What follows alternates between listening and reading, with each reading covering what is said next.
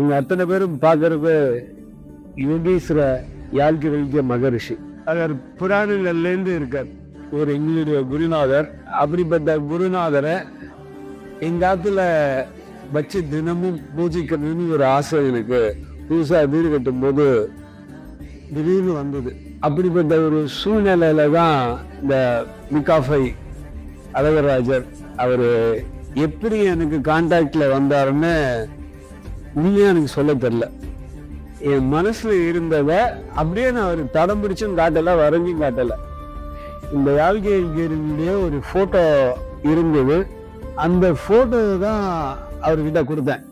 என் மனசுல என்ன நினைச்சுருக்கேன்னா அதை ரியலா அதுக்கு ஒரு உயிரோட்டமா கொண்டு வரக்கூடிய பெருமை சார் மிகா அழகராஜ் அவரை தான் சாரணும்.